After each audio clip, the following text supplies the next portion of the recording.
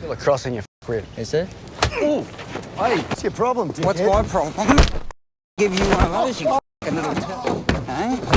Hey? We meet the main character, Ray, who is also the story's central protagonist. Ray works under his boss, Freddie, a man who seems deeply involved in shady businesses, including gambling. At the start, Ray has a tense meeting with Maddie, one of Freddie's close associates. I got Maddie. Freddie. Yep. Love, I'm sorry, mate. Okay, thanks, Freddie. Yeah, mate.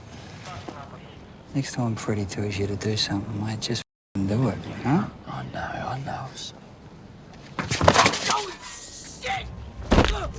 This sudden act shows both Ray's ruthless nature and his determination to maintain control. Later that night, Ray goes to meet Freddie at a nightclub to collect the money he is owed for a previous job. Unfortunately, Freddie doesn't have the cash at the moment, most likely because he lost it in one of his reckless gambling sessions. Instead of paying him directly, Freddie offers Ray a different opportunity. He tells him to collect $10,000 from a man who owes him a debt and says Ray can keep the entire amount as his own. Ray, however, doesn't take Freddie's words without adding his own terms. He calmly tells his boss that if he is going to handle the collection, he deserves an additional $1,000 as payment for his effort. Freddie agrees to this deal and assigns one of his men, Nick, to accompany Ray and make sure the money is collected without issue. The two men then drive to a place called Ashfield to find the debtor, an older man named Terry. Who the f*** are you? Why is the money? I'll give the money, okay? I'll get it at the end of the week. No, now. I don't have it. Please, sorry. Mate, don't. How long you been married, Terry? 12 years. There's a couple of hundred in here. I can go to the ATM and get some. You live in Kirribilli. You stay here with him, mate, all right? Where are you going? I'm going to Kirribilli. No, look, My job's to make you sorry you didn't pay when you had the chance. I've got the money. Yeah? I just have to go get it, okay? You don't want to keep this, do you? The next day, Ray takes a quieter moment for himself and is seen walking his dog in the park. There, he crosses paths with a woman named Allie, who is also walking her dog. The two strike up a light, casual conversation, and it is clear that they feel an attraction toward each other. I'm Allie, by the way. Ray? Ray. Nice to meet you. Nice to meet you too. But I probably should get back to... Get on Sorry, with it. get back to it. Yeah, it's important We better work. get See you later. Come on. Oh, yeah, I'll catch you around. Come on. There. Gotcha. Later, Ray visits his young daughter Brittany, who currently lives with his ex-wife Jacinta. Despite the separation, Ray makes an effort to spend time with his child. He even takes Brittany to see his brother Bruce, who she affectionately calls Uncle Bruce. Bruce is warm and loving toward Brittany, often spoiling her with gifts, which shows how much he cares for her. I think I got this for you. Thank you. I've seen it, it's pretty good. Is it? It's your kind of film. Yeah, it's up my alley. Yeah, come on. So how you feeling? Fantastic. Anything happening in the cheeks department? Ladies love it. As soon as I tell them I've got MND. That evening, while Ray is on guard duty at a nightclub, his best friend Gary shows up to talk. Gary confesses that he has gotten himself into trouble at home. Tat fan wanted me pornos, and I told her it was yours. I need you to come back and apologise to her. For what? For leaving the porno at my joint. Come on, man. I'll owe you. Can we go now? Mate, I'm working. Dude, relax. It's a corner. Yeah, I Fucking know. hell. She's just fucking... Huh? Shortly, Ray arrives at Gary's home and nervously admits to Tatiana that the DVDs are his. Tatiana scolds him and hands the DVDs back, clearly unimpressed. Ray later throws them in the trash, but once he is out of trouble, Gary secretly retrieves them from the garbage and sneaks it into his garage, without his wife noticing. The following day, Ray spends time with Brittany in the city. While walking, two rude teenage boys bump into Brittany. And in the frame. Whoa! Hey, Jesus, man. Why don't you watch where you get... Yeah. Right. Keep walking, dickhead. I'll get it off him later, all right? Okay.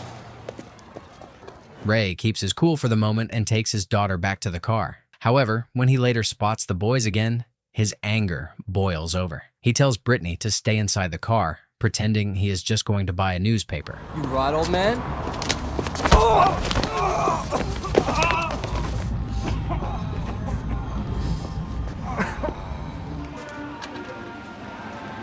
Ray unexpectedly runs into Allie again. This time, she was on duty out in the streets. During their conversation, Ray learns that she works as a paramedic. Wanting to take their connection further, he finally gathers the courage to ask for her phone number. I'll give you my number. Sweet. Yep. Oh. Yep. Oh. Okay. Honey buggers. Is this a real number or a... Yeah. Yeah? Okay. Sorry. Gotta go. All right. Cool. Call you. You do that. The story then shifts to a business owner named Luke Henson, finishing up his morning jog and heading back toward his car.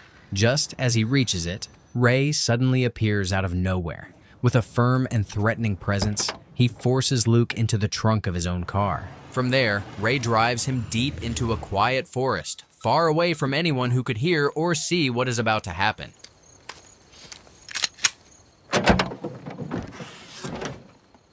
Let's go. You got the wrong guy, all right? You're Luke Hanson, aren't you? Dig. Have you got kids? Huh?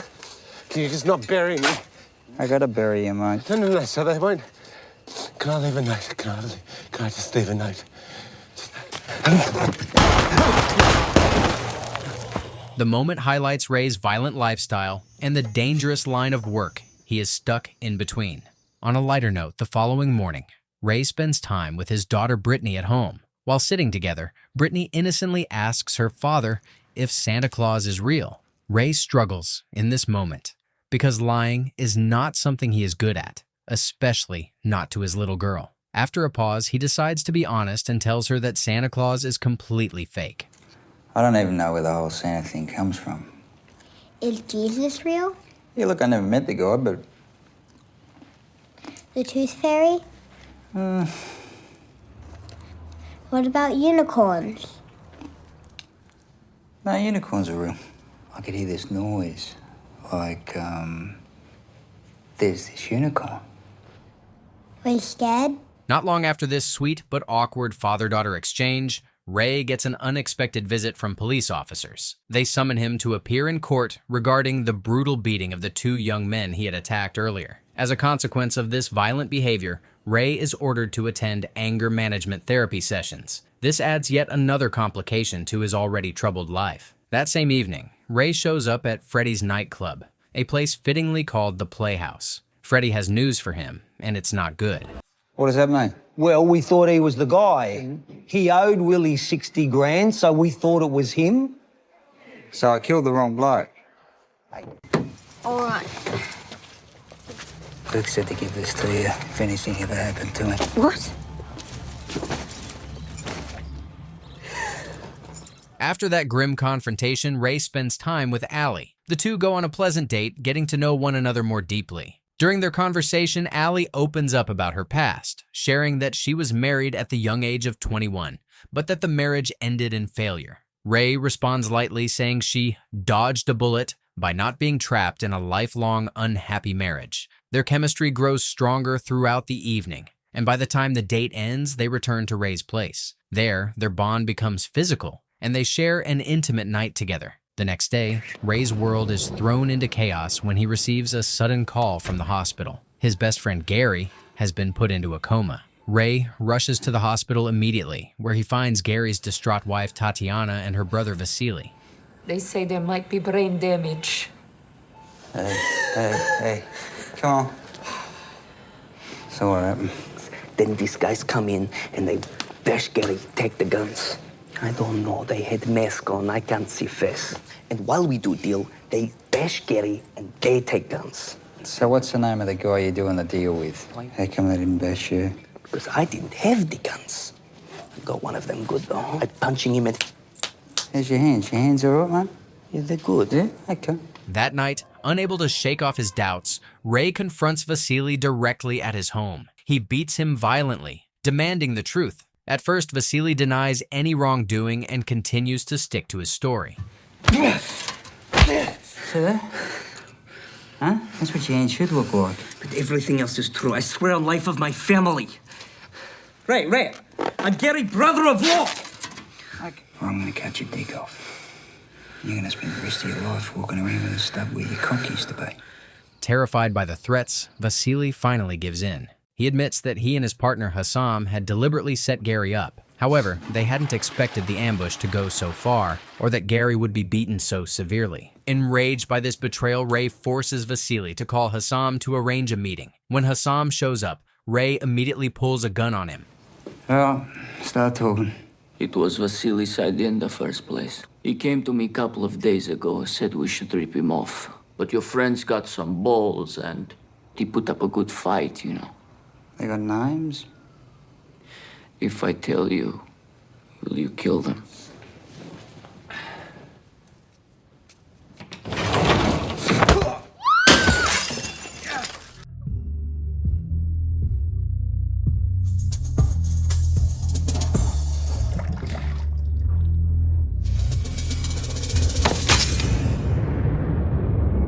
Ruthless and determined, Ray hunted all the attackers one by one, sending a clear message that no one harms his friends without paying the price. The following morning, Gary finally wakes up from his coma.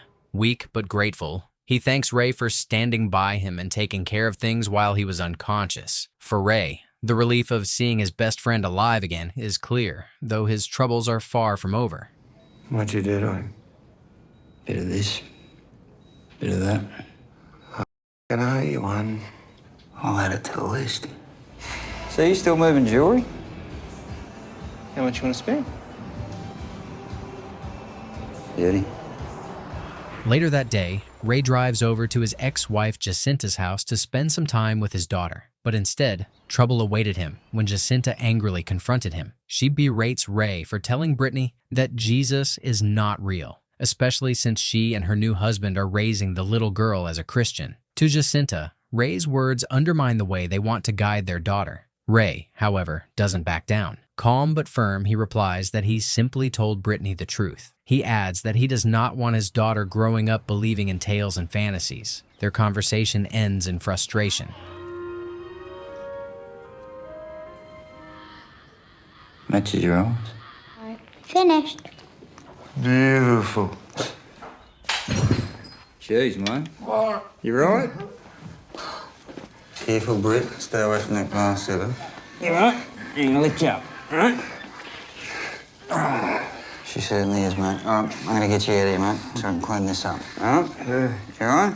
Afterward, Ray attends his second session of the court-ordered anger management therapy. For him, therapy is not about self-improvement, but more of a necessity, since the only other option would be prison. Yet even with that mindset, his first experience does not go smoothly. Ray, do you wanna get us started? My name is Ray. I'm 40. And why are you here? Oh, I'm Bash the bloke. Carlo, do you want to go next?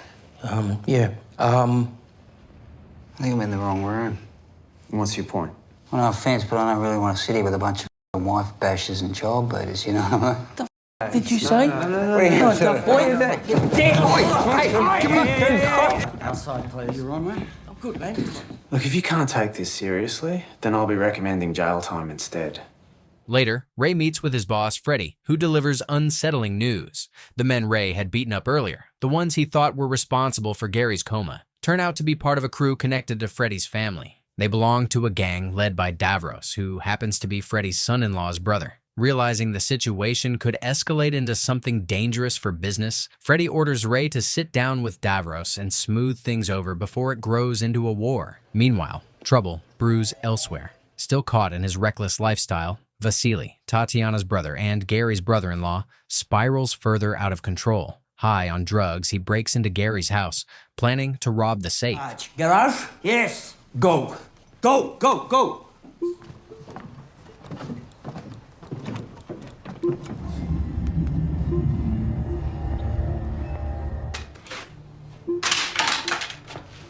Open it. I don't know the combination. I wrote it down somewhere. Let's go. Let's go. Come on. All right. If it's not there, then...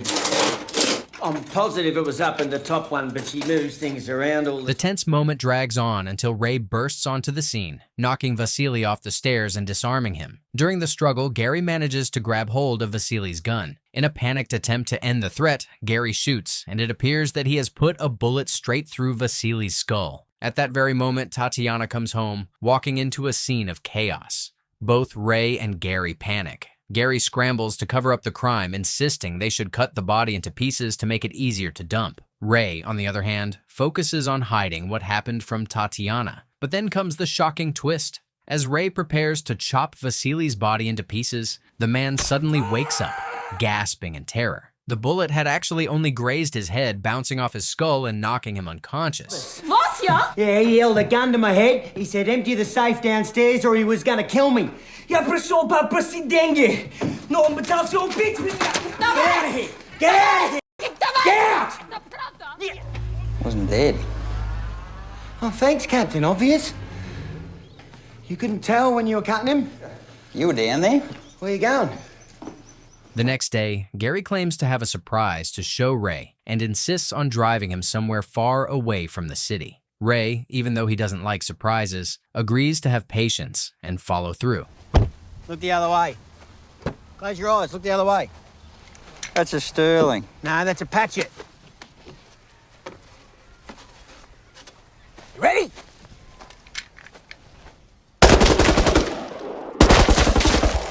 That night, Ray finally attends a meeting arranged by his boss, Freddie. The meeting is with Davros, a crime boss who also happens to be related to Freddie through family ties. Ray had previously beaten up some of Davros's men, and this sit-down is meant to ease the tension. However, from the moment it begins, things don't go smoothly. Davros refuses to even shake Ray's hand, immediately showing disrespect. Respect is something Ray values above all else. So how is your friend? Been better. No hard feelings. Well, I'm afraid there are hard feelings. Are there? You can't go around bashing my guys. But your guys can go around bashing my friends, can they? I would have put them in hospital myself. Did you know Freddie and I are family? He does now. Come on, get up. Get up. There. You just keep your guys in line, mate, okay? Ray shows a much softer side when it comes to his daughter Brittany. No matter how dangerous his own life gets, Ray always makes time for her. He attends her school games and spends quality moments with her. Later, Ray and Allie go out shopping at a local supermarket. Everything seems normal until they return to the parking lot. As Ray tries to back his car out of the parking space, two men deliberately block his way. What's your problem, dickhead? What's my problem? Give you one of those, you fucking little... Hey? Hey?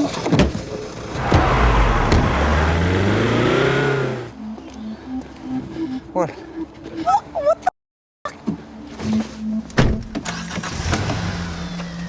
At home, when Sally confronts Ray about what happened, he calmly defends himself. He tells her that he was simply doing society a favor by punishing men who act like bullies. In his eyes, violence is not only natural, but also necessary when dealing with people who abuse others. Allie, however, is left shaken, unsure of how to feel about the man she is falling for. The next day, Ray is at an anger management support group session, which he is burdened to stay at. Well, if you had to guess, how many people would you say that you've assaulted?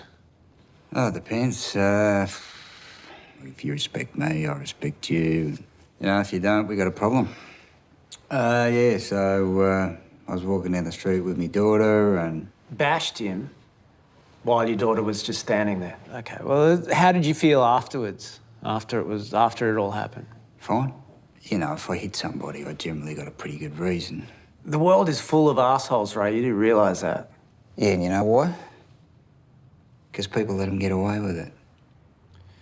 So in your mind, you've done society a favour. Well, I guess on behalf of society, I should say thank you. It's about time. Oh, sorry. G'day, mate. Hi. Hello, Brittany. I'm Allie. Nice to meet you. Nice to meet you too. Do you want to come see my room? Sure, I'd love to. Lead the way. How she ended up with you? Did you do that? Yeah. Are you gonna marry my dad? That night, Ray's suspicions are proven correct when he notices Davros's men parked near his house, clearly keeping him under surveillance with their boss's order. Instead of avoiding them, Ray decides to take control of the situation. He cleverly lures the men into a remote and abandoned industrial area. The location is perfect, quiet, isolated, and far from anyone who might intervene. When Ray arrives at the old factory, he prepares himself carefully. He straps on a bulletproof vest and arms himself with the Pache submachine gun. Calm, collected, and ready for battle, Ray positions himself for the incoming fight.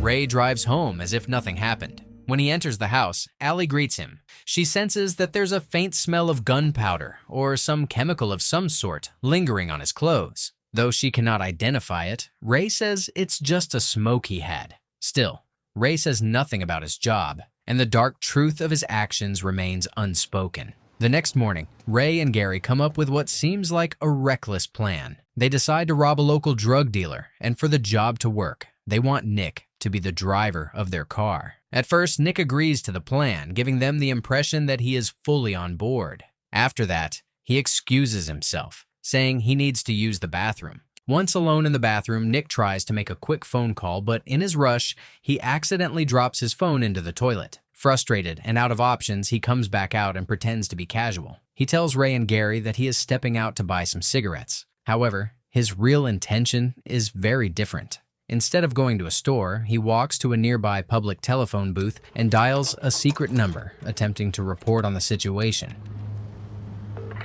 Detective Robert. So, Jack or a dog? Jack. We got a problem. One of us is a cop. What's the matter, mate? You look a bit worried. Have a drive. Good idea. After you, man. Ray and Gary quickly get him into their car and drive out to a remote wilderness area unsure of what to do next. Gary doesn't want to get involved in violence, so the decision falls entirely on Ray. For a while, it seems like Nick's life could end right there. But Ray, thinking things through, chooses not to kill him. He reasons that murdering a police officer will only bring him endless trouble, especially since Nick has not actually caught him doing anything too serious yet. In the end, Ray decides to let Nick go free, sparing his life. Ray, what's going on, mate? Not much. I haven't seen Nick, have you? No, he's probably just busy. What are you talking about? Me and a mate were going to do a job with him last night. We caught him trying to tip off his buddies. He's a cop? Yes, he's a cop. Thank you. I owe you big time, my friend. Not long after, Ray's problems take a sharp turn when he is suddenly ambushed and kidnapped by two professional hitmen named Dave and Bobby. These men have been hired by Davros, who wants Ray eliminated. They take him under their control, ready to carry out their job. But Ray is clever and refuses to give up so easily. He uses his quick thinking to buy himself some time. Calmly, he tells Dave and Bobby that he has a strong box hidden in a secret location. According to him, this box holds more money than whatever payment they are getting from Davros for killing him. The idea immediately grabs their attention. Where is it then? Other side of the Blue Mountains, eh? Might as well go get it, eh? So what, we go get the money, we let you go raise that in? Bobby, get out of the car. What you going away? Oh. Not in there, you moron. So you want to go and get the money? Yeah, I want to go get the money. To be there, You so... just tell Davros that we run out of petrol. Yeah, nah. The two hitmen, greedy for the money, decide they will take the cash for themselves, but still hand Ray over to Davros afterward. They pretend to go along with Ray's story, thinking they are outsmarting him. Ray then leads them to the location of the strongbox. Once they arrive, he tells them the box is real, but claims he cannot remember the combination to open it. Playing the situation carefully, He suggests they go buy a gas-cutting torch from a hardware store to break it open. Dave and Bobby agree to the idea but don't fully trust him. They force Ray to sit locked inside the trunk of their car while they drive to the nearest hardware shop. Once they arrive, Dave gets out and goes inside the store to purchase the cutting torch. Meanwhile, Bobby, feeling relaxed, leaves Ray in the trunk and walks off to buy himself a pack of cigarettes. How much? 119. Oh, keep the change. Where's the car, Dave? I just went and got... I told you to stay in the car.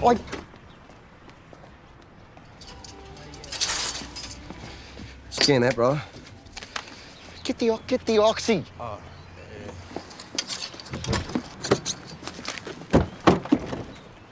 Get in the car.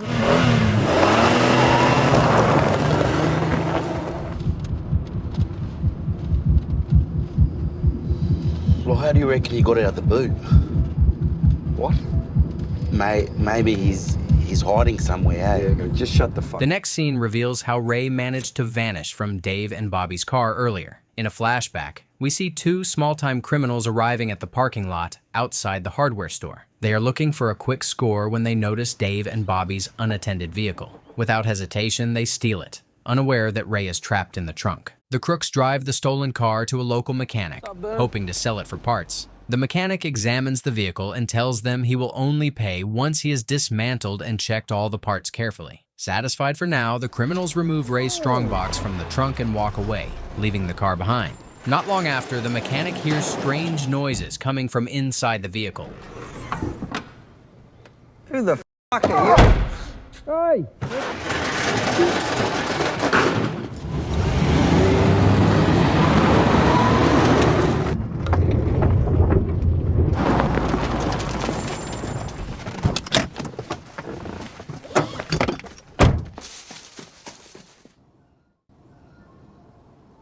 After several desperate attempts, Ray finally manages to break free from the trunk. Exhausted but alive, he slips into the driver's seat and takes control of the car. Hungry and disoriented, he eventually drives to a nearby takeaway restaurant. Inside, Ray comes face to face with the very same petty criminals who had stolen the car earlier. He noticed them because his phone rang in their hands. To his shock, he also noticed they have his strongbox with them. Quietly, he follows them outside, waiting for the right moment.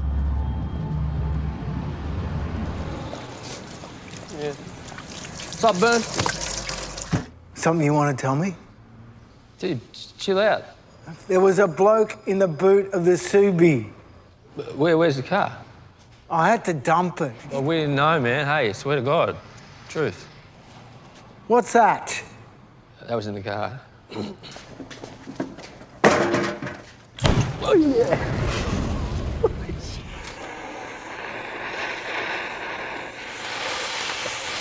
Customer. You right there, mate? You got out of the boot. No thanks to you. Yours? Those two idiots stole the suit, brought it here. Want some more? It's outside the hardware, man. Outside the... Can I have my phone, please? Yeah.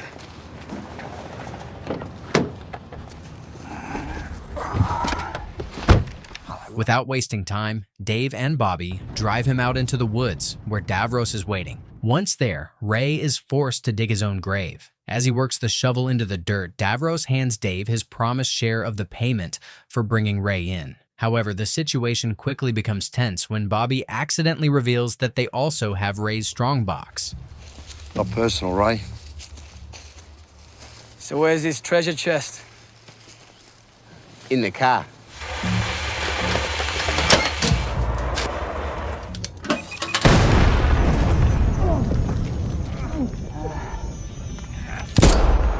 Acting fast, Ray takes advantage of the chaos. Dave, however, is spared. Instead of ending his life, Ray chooses to let him go. The reason becomes clear in their brief conversation afterward. Dave and Ray come from the same kind of rough background, both shaped by hardship. Dave admits that he only took this job because he needed money to care for his family. His wife is expecting a baby boy soon, and he is desperate to provide for them. Out of respect for his honesty and situation, Ray allows Dave to walk free. In the closing scene, Ray digs graves for the dead bodies scattered. Meanwhile, he receives a phone call from Allie.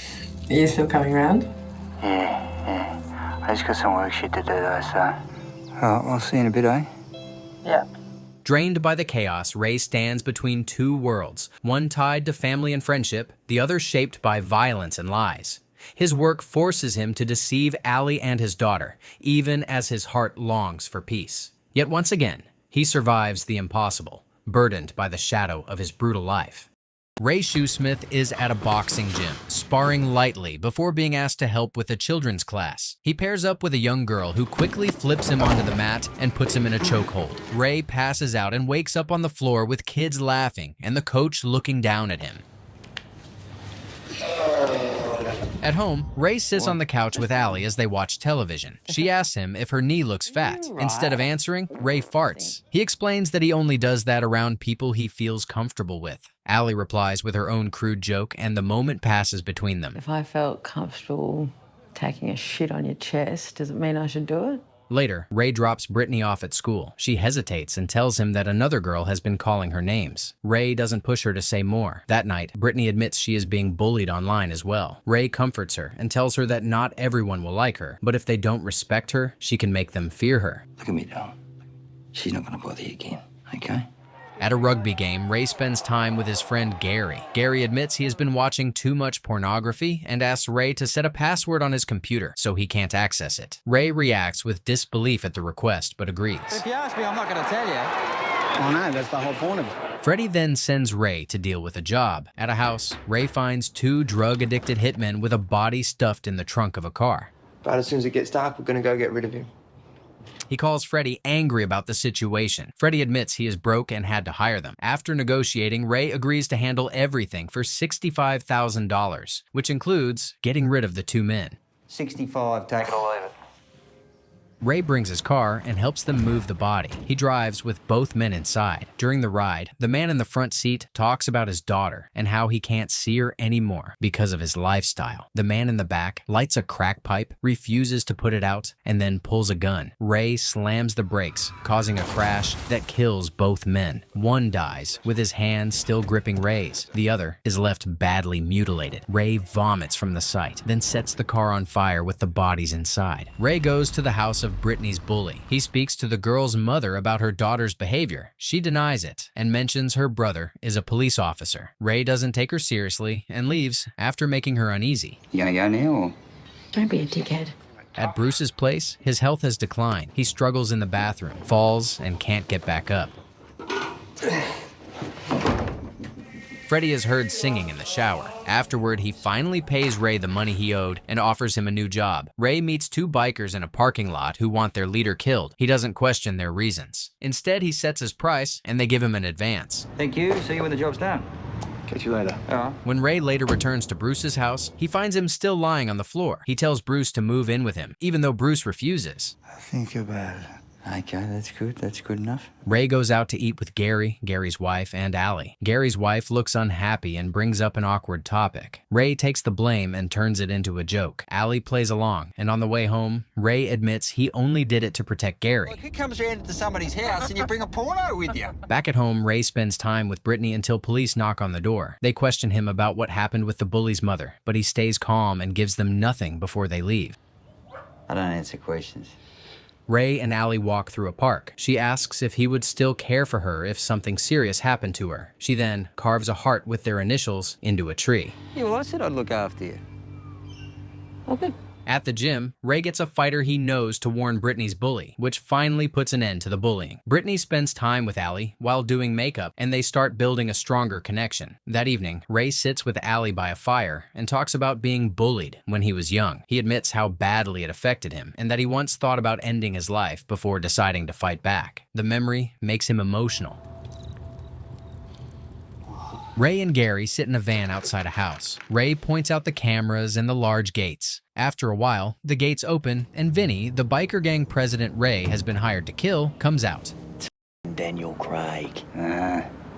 Ray spends the day at a fair with Allie, Brittany, and one of Brittany's friends. The outing is disrupted when a man argues loudly at the ice cream stand about his order. Ray stares him down, ready to confront him, but Allie steps in and pulls him away. They continue their day and get ice cream for the kids. Let's go.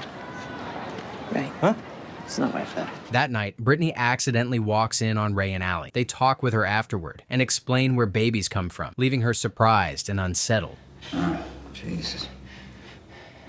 Ray returns to the van outside Vinny's place, but decides to grab some food first. Inside, he unexpectedly meets Vinny. The two greet each other as old friends, and Vinny treats him with respect, sharing food with him. I can't go past the dimmies, mate. Hey, listen, have you tried the sausage rolls? Later, Ray walks in on Freddy speaking with a man named Nazir. Nazir reacts with hostility, and Ray is ready to fight, but Freddy locks the door to stop things from getting worse. Ray learns that Nazir is Davros's brother. Freddy insists Nazir is not part of the criminal world, only grieving, but Ray remains uneasy.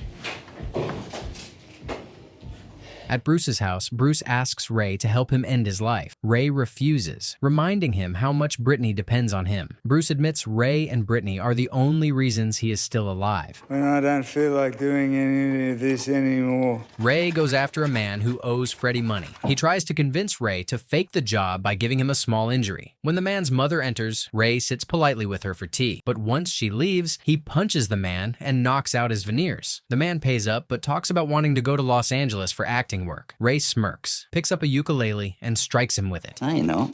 No. In the middle of the night, Brittany wakes up frightened and goes into Ray's room. She says she sees monsters. Ray tells her that when he was young, he also felt the same way, but he overcame it by giving the monsters silly names and imagining them as friends. His words ease her fear, and she settles down. Yeah. Okay. At the club, Freddy spots a big spider. He panics and calls out to Ray, saying it nearly scared him to death. He wants Ray to get rid of it, but Ray refuses, explaining that he doesn't handle bugs, just people. Freddy stays uneasy while Ray doesn't react at all. Mate, I just had a double heart attack here, okay? So I don't really think you can say that they're harmless. Later, Ray and Freddy meet a sick man who explains his story. Years ago, his 13-year-old daughter went missing. He believes he knows who took her, but the police never charged anyone because there wasn't enough proof. Now that he doesn't have much time left, he asks Ray to find out what happened and locate her body. Ray agrees. How old was she? 13. Ray visits a man in his home while he is cooking dinner. He enters without warning and forces him to talk. He uses intimidation and violence until the man admits that the girl's body was hidden in an abandoned railway tunnel. The open railway tunnel! Ray takes the man to the tunnel. Inside, they find a suitcase. When it is opened, the girl's remains are there. In the morning, the father arrives at the tunnel where Ray is waiting. He opens the suitcase, finds his daughter's necklace, and breaks down in tears as he recognizes it. Ray stays outside smoking quietly. The father asks about the man inside, and Ray hands him a lamp. He walks into the tunnel, confronts the kidnapper with a few angry words, but chooses not to kill him. He comes back out, still shaken, and thanks Ray for helping him find the truth. After the father leaves, Ray quietly walks back into the tunnel with his cigarette. Ray, Brittany, Bruce, and Allie spend time in the woods. Ray surprises Brittany with what looks like a unicorn. She is excited and pets it, imagining it as her own. When they leave, it is revealed that Gary had helped by attaching a fake horn to a horse. Ray give a quick signal for Gary to remove it. There you go. There you go. Ray later picks Brittany up from his ex-wife's house. During the handover, his ex brings up the conversation he had with Brittany about where babies come from and suggests they should handle those talks together. Those kind of conversations with her, you at least flag it with me first? Ray takes Brittany bowling. They laugh and enjoy the game. At another outing in the park, Ray meets his friend Dirk, who is with his daughter Maddie. Dirk admits that his marriage has ended, showing how things have changed for him. Man's always split up.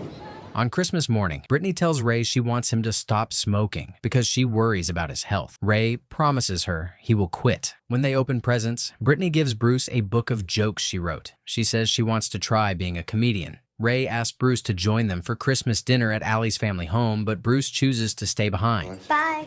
You look beautiful. At the dinner, everyone exchanges gifts and jokes. Brittany receives a unicorn toy, but Allie's brother Trent swaps it out of spite, leaving her upset. Ray confronts Trent outside, first offering him money to give it back. Trent mocks him, and the situation quickly turns violent. Ray throws Trent through a glass door, breaking the holiday mood.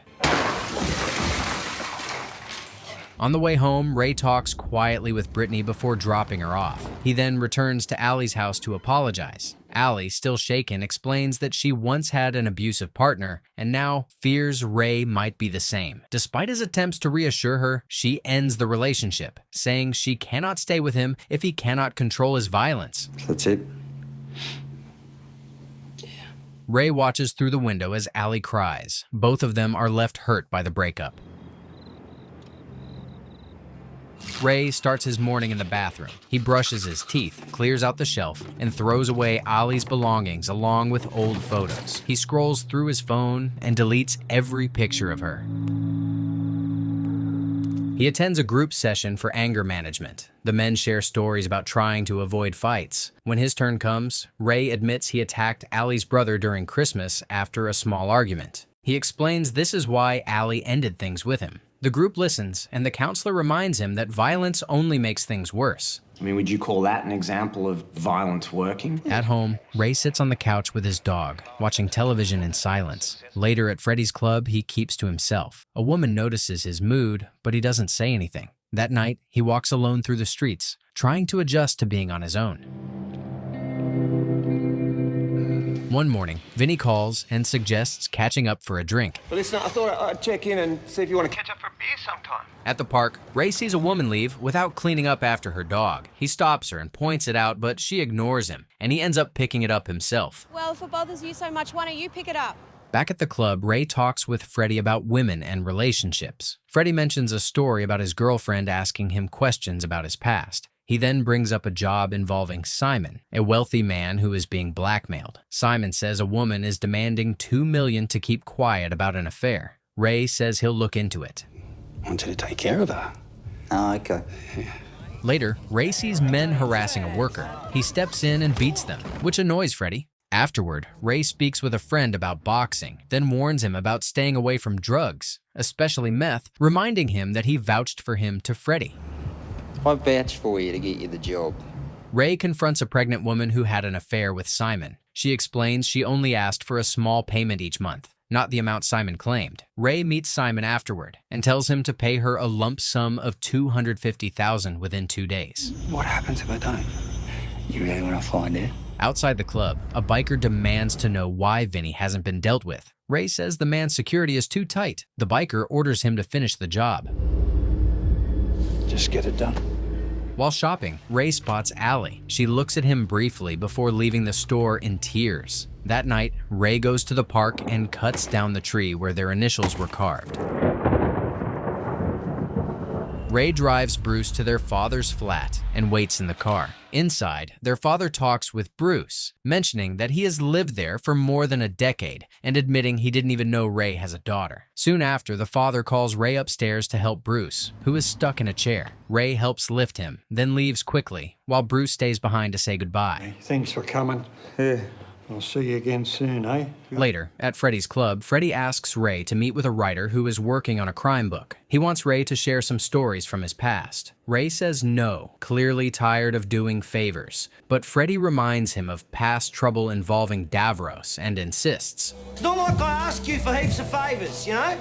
Ray eventually visits the journalist Kate at her home. Over cups of tea, he talks a little about his childhood in the countryside, but avoids giving much away about his criminal work. Kate keeps trying to draw him out, recording their talk and pressing for details about his violent jobs. We mean job.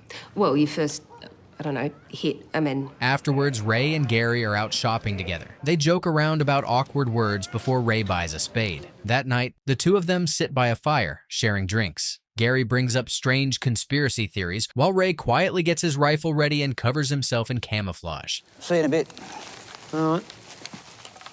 Ray then sets up near the property where Vinny's parents live, keeping watch for his targets. At dawn, he sees Vinny arrive with Dave, an old acquaintance from before, who is now connected to the Bicky gang. Ray waits for his chance. When Vinny eventually takes his dog outside, Ray lines up his shot. He fires, but instead of hitting Vinny, he kills the dog. Gunfire breaks out, and Ray and Gary barely manage to escape after switching cars under pressure.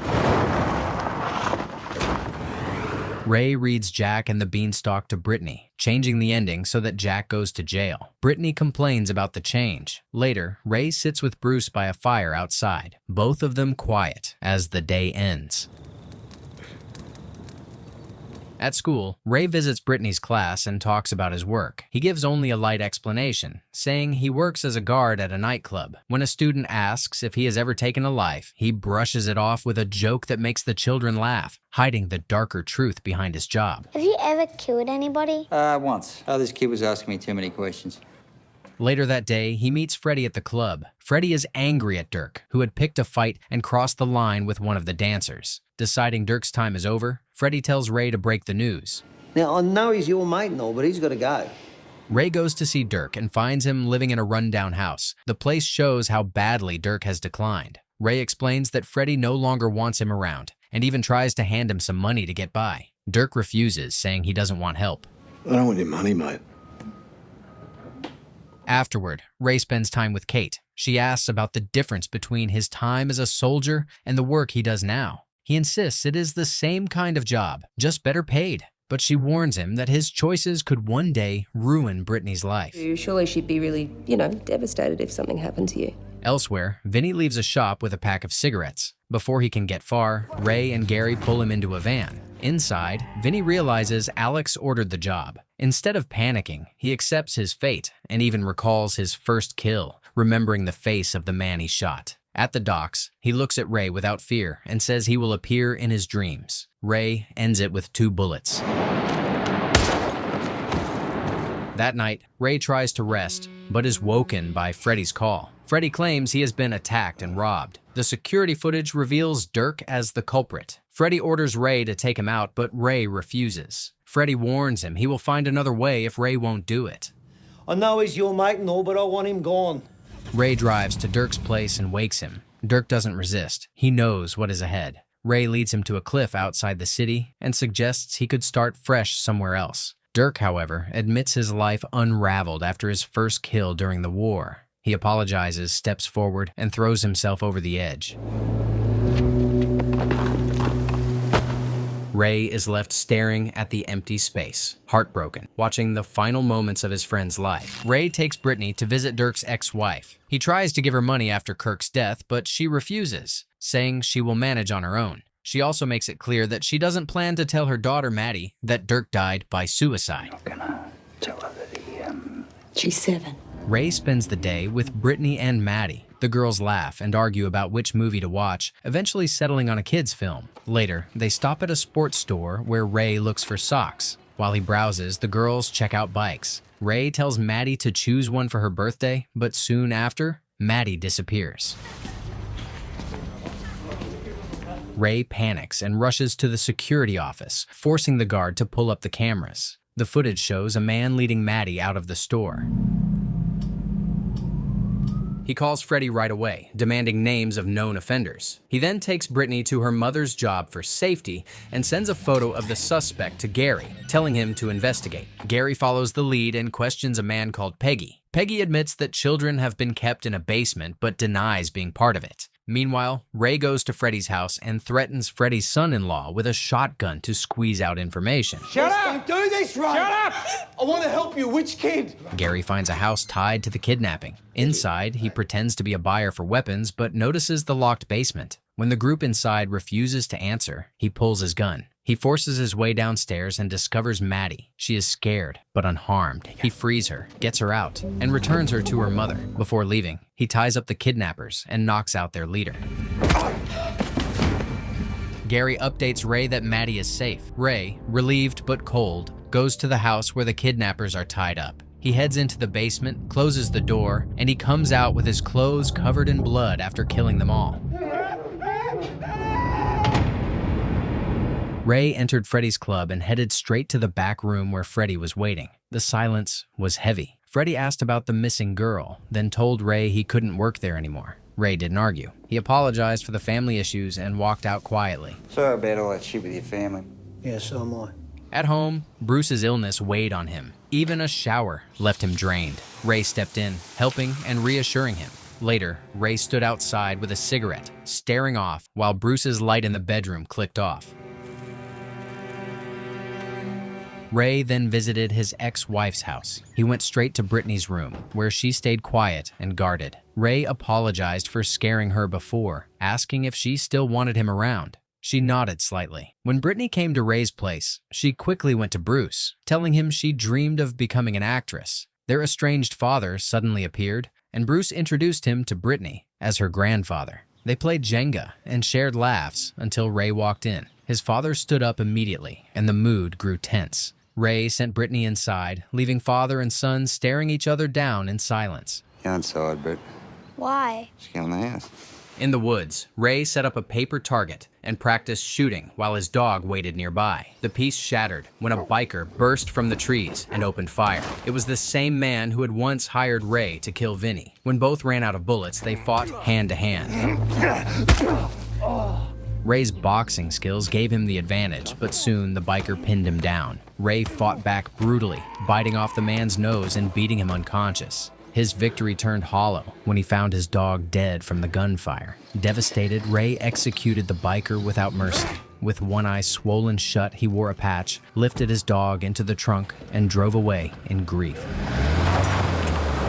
Later, James confronted the man who betrayed Vinny. Ray appeared behind him and strangled the traitor, his rage fueled by betrayal and the loss of his dog. James asked if Vinny had suffered. Together, they prepared to deal with the biker's body, but the biker regained consciousness and begged for his life, offering $650,000 hidden underground. He apologized for killing the dog, but Ray stayed cold and unmoved. After arguing, they decided to keep him alive and take him along. He pleaded not to be shut in the trunk because of his fear of small spaces. The car rolled off into the night, with the man still breathing, his fate left hanging. You all right? Yes. Watch fingers. Ray and James drive out to a quiet field with Alex locked in the trunk. James brings up a past moment when they nearly clashed, showing he is unsure about how this situation will end. They open the trunk, and Alex begs them to release him. James responds by striking him in the stomach, saying it is for Vinny. Under pressure, Alex gives away the location of hidden money. Over there. Where? Over there. Ray starts digging while James keeps watch. Shots ring out from the dark, and James is hit. Ray dives for cover, nearly firing at James by mistake in the confusion. They discover that the shooter is Gary. He stumbles into barbed wire, and though they have the chance to deal with him, Ray and James focus on escaping with the cash. They manage to get away, James injured but alive. Afterward, Ray goes into the forest to bury his dog. He makes a small cross from wood and places it on the grave, sitting quietly beside it. Bruce later asks Ray to bring Brittany to him. He spends time alone with her, watching as she bounces on a trampoline and then reading lines from a play with her. She paints his nails and hugs him when she sees him struggling with emotion. He tells her he will miss her, and she assures him they will see each other again. Bruce leaves in a taxi but does not return home. Instead, he goes to the house where he and Ray grew up. Ray meets him there, and they walk through the old rooms. Surrounded by reminders of their childhood, Bruce tells Ray he has already forgiven their father and let go of his anger. He says he wants peace and believes that nothing really ends. It only changes. We cannot cease to exist. We can only change form. Outside the house, Ray steadies himself before going back in. Bruce asks if it is time. Ray gives him the medication, and Bruce thanks him before passing away. Thanks for this, mate. Ray stays beside him in silence. Then he takes 2 fuel cans from the car, pours gasoline through the rooms, and strikes a match. The house catches fire. Ray steps outside and watches as the flames rise, standing still with a tear running down his face.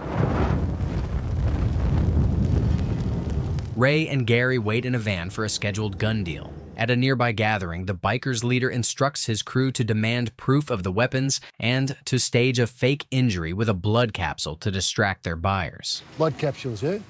Fake blood.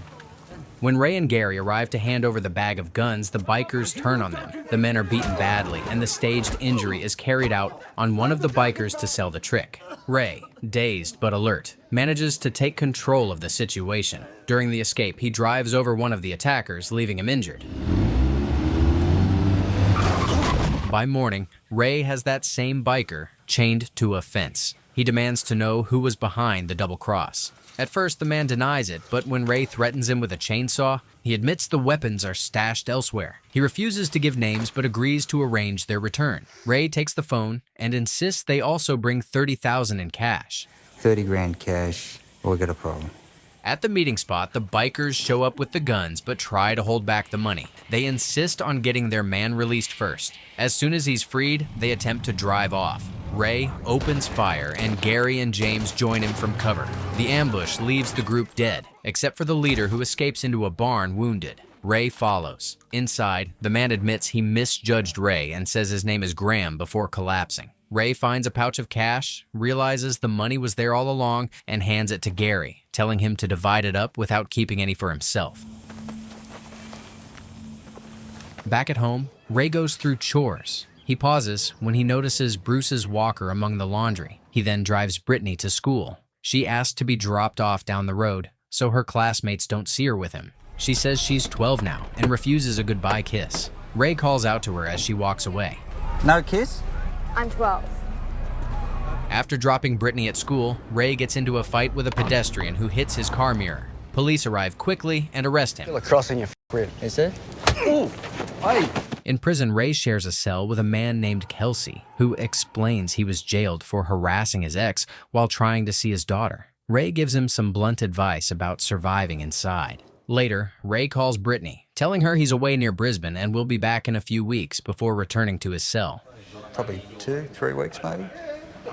Ray continues his time in prison with his new cellmate, Adam. In the showers, Adam starts talking about bad drivers and casually calls another inmate Champ.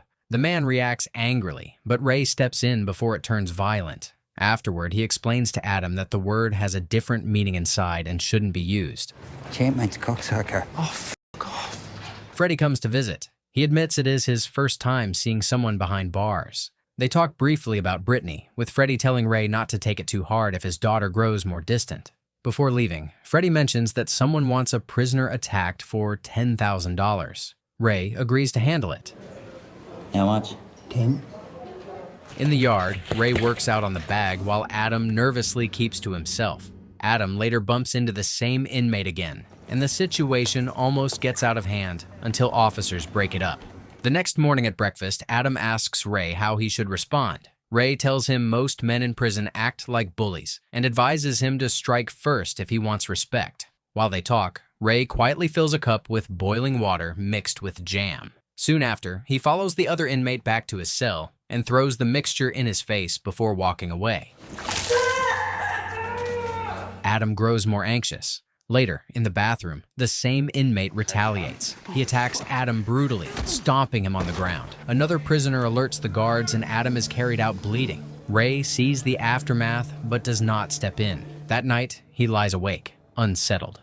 Outside the prison, James finds the man Ray had punched during the street altercation. He pretends to need a quote for a job, then pulls a gun and drives him to a remote area. He forces the man into a shallow grave and makes him promise to withdraw the charges. Terrified, the man agrees. You gonna drop the charges? Yes, I'll fucking drop him.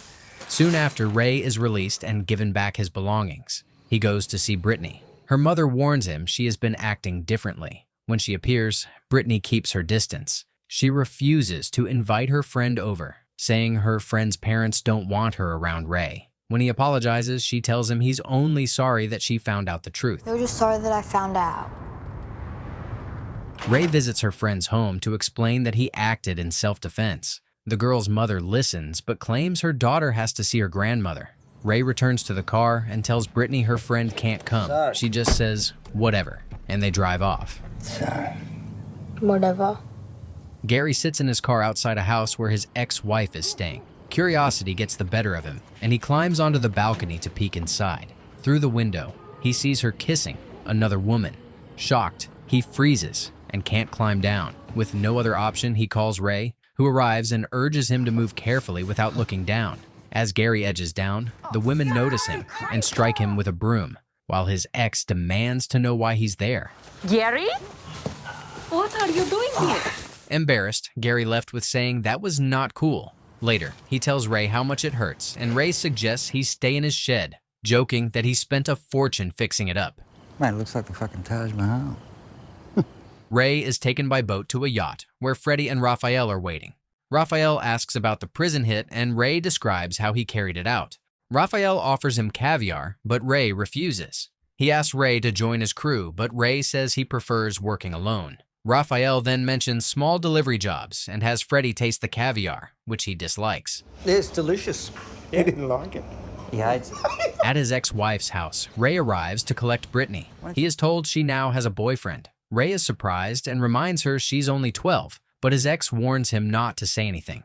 Ray had booked bowling for the afternoon, but Brittany says she'd rather stay home. Over dinner, she asks why Gary is staying with him. When Ray explains about the separation, she questions why people divorce and remarry. She then asks if he would ever marry again. Ray says he doesn't know, and Brittany replies that she doesn't want to marry at all, only to have boyfriends. Ray tells her she has to wait until she's 30. 30? I'm not waiting until I'm 30. I'll be old.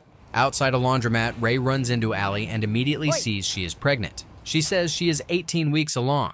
They talk about Bruce, and Ray reveals he died 3 months after they split. Allie admits she misses Brittany. Her partner arrives, and Ray hugs her goodbye. Good to see you. Yeah. Back home, Ray finds Brittany with a boy named Adrian. Later, the police call to say his father started a fire. Ray brings him home, but that night, the old man wanders off. Ray eventually finds him naked in the street and gently leads him back. Yeah, mate, come on, come on. Ray tries to meditate at home, following what he learned in prison, but the quiet doesn't last. Gary barges in with another idea, this time about starting an adult film business. He suggests calling it Homer, not realizing the word has another meaning in prison. Ray points this out, leaving Gary embarrassed. Gary then offers a different name, Gary's Glitter Productions, which Ray dismisses immediately. Gary's Glitter Productions. He was a pedo. While out running errands, Ray passes his old boxing gym and steps inside. The owner greets him warmly, asking when he'll train again. Their talk shifts when Ray confirms that Bruce has died. The owner offers sympathy and suggests Ray should think about running a gym himself. Ray replies that he needs to focus on earning money, leaving the question of what he truly wants hanging. You gotta ask yourself, why am I doing it? At home, Brittany sneaks into Ray's bedroom. She finds his gun and plays with it, firing a round by accident. Panicked, she covers the bullet hole in the wall with a framed picture. When Ray returns, he notices the smell of gunpowder and checks his weapon. Realizing a round is missing, he calls Brittany in and tells her to show him where it went. She uncovers the hole and he locks the gun in a safe. He warns her not to go into his room again. Brittany mutters under her breath as she leaves. Later, they sit together on the couch, watching television quietly.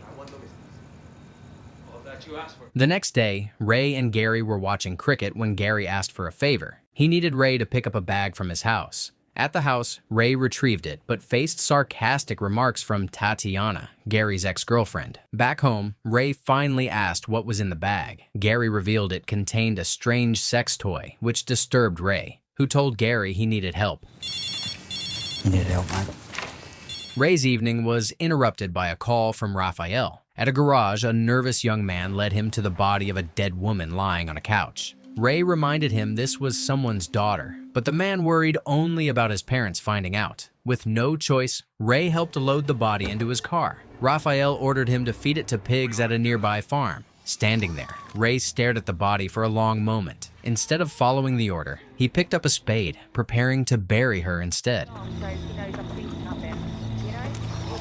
In Ray's basement, Gary filled bags with silica while bragging about his new venture, Naughty Boy Productions. He even had business cards made and got a call from a potential client. Brittany came in to ask Ray if she could meet friends, and he allowed it. Can I go hang out with my friends? 24 hours. Grab your stuff. Ray and Gary dropped her at the beach, staying nearby to watch. As they sat in the car, Gary teased Ray about his belief in God creating the universe. Their attention shifted when they saw Adrian with Brittany. Adrian offered her a cigarette, which she refused, then put his arm around her. Brittany noticed them watching, waved at Gary, and called Ray to bring chips for her group. Since you're here, can you buy me and my friends some chips? Later, Ray went to the boxing gym but found it closed. Bob's son explained that his father had taken his life after losing everything in a scam. He admitted paying someone $30,000 to deal with the fraudster. Ray offered to take care of it himself. What are you gonna do? I'll do something. Back at home, Ray trained on the bag, then visited the man who had taken the money. Introducing himself as a friend of Bob's son, he demanded the truth. When the man lied, Ray forced him into submission until he admitted where the cash was. This led Ray to a wealthy scammer living in comfort. Ray entered the man's house and pressed him about his role in Bob's downfall. Violence followed until the man gave up his safe. Ray took the money and, before leaving, stole the man's Porsche. Afterwards, Ray returned home and quietly tended to his plants. Meanwhile, Gary turned up at a job with equipment, only to realize he had been booked to film a gay adult movie. Though unsettled, he carried on, directing the scene as if it were a standard production. So, is it just the two of you? What do you mean? Later, Ray visited his father's burned apartment and found an old childhood photo. At the care home, his father finally recognized him and asked him to stay. In a rare moment of honesty, his father admitted the Army had shaped his cruelty and expressed regret for how he treated Ray and Bruce. For once, Ray received the closure he had long sought. I just wish you had known me before I went to war. Ray and Gary spent the evening watching Chopper. Gary, now calling himself a filmmaker, claimed he studied movies differently and even imagined a Hollywood career. Ray brushed him off, joking that Hollywood was full of creeps anyway. Their talk shifted when Gary reminded him about their school reunion. Ray had never been invited, but Gary insisted he come along. You're coming? Nah, I'm not. At the reunion, Gary was recognized instantly by old classmates, while Ray drew blank stares. Gary reconnected with a childhood crush who remembered him and now worked in real estate. Outside, Ray met a former teacher who also failed to recognize him. The man admitted he had been too strict in the past, apologized, and told Ray not to hold on to grudges. Ray shook his hand and walked away. And I know it isn't much. I'm sorry. Back inside, Gary clashed with a former bully who mocked him as he once did in school. Ray tried to defuse things, but the encounter erupted into a fight. In the chaos, Gary swung and accidentally punched a woman. On the way home, Ray admitted it hurt that nobody remembered him. But Gary said, after tonight, people definitely would. I guarantee you, they'll remember you now. Later at home, Ray was doing dishes when Brittany came in asking heavy questions about his happiness. Her behavior was off, and he realized she was on drugs. She admitted to taking MDMA given to her at school. Ray, furious but controlled, told Gary to keep an eye on her while he went out. Who gave it to you? Relax, Dad. He confronted Aiden, Brittany's friend, who nervously confessed the drugs came from a dealer named Troy. Ray warned him never to go near Brittany again. At Troy's house, Ray watched through the glass as he traded pills to a girl for something darker. Ray stepped in, making sure Troy won't deal anytime soon. Go! When Ray returned, Brittany lashed out, sarcastically asking if he'd shoot her, then stormed off, saying she'd live with her mother. Later that night, she quietly joined him for pizza. Ray reminded her that the world was dangerous, but she could always come to him. I worry about you because I love you.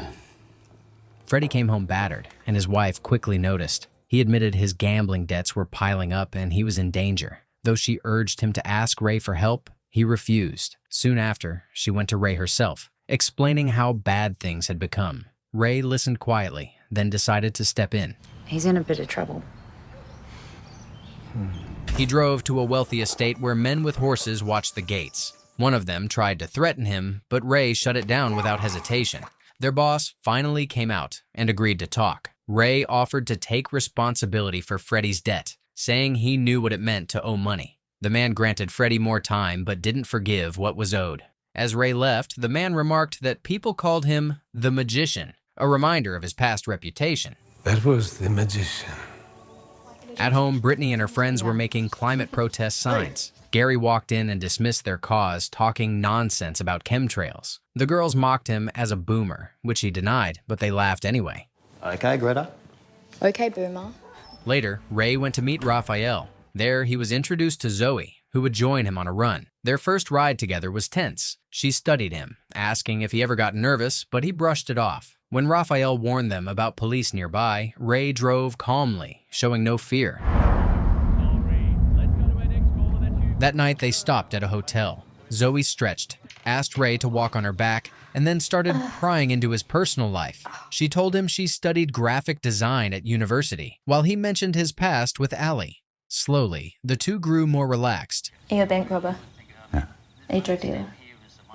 On the road again, Zoe insisted on stopping to find a tree so that she could pee, joking that Ray was watching her. Later, at another hotel, they shared Chinese food and drifted into strange conversations. She teased him, called him cowboy, and asked him to roll her a cigarette. Outside, their playful banter turned into a kiss. Ray and Zoe stopped at a petrol station, laughing and enjoying each other's company. Over breakfast, Zoe took a Polaroid of Ray and told him she liked him, even saying he had a good heart.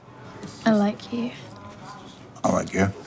Later, Zoe was driving while they talked lightly about politics. Suddenly, a kangaroo leapt into the road, sending the car spinning. Zoe was knocked unconscious and badly injured. Ray called Raphael on the radio for help. A motorhome soon pulled up, and Ray tried to keep Zoe hidden from the couple inside. Before long, she stumbled out, revealing her state. Just as the strangers grew concerned, Raphael arrived and shot them both without hesitation. Ray demanded Zoe be taken to a hospital. Raphael refused, saying it was too risky, but Ray insisted he at least drop her at an emergency room. Raphael drove off with her, leaving Ray behind to deal with the aftermath.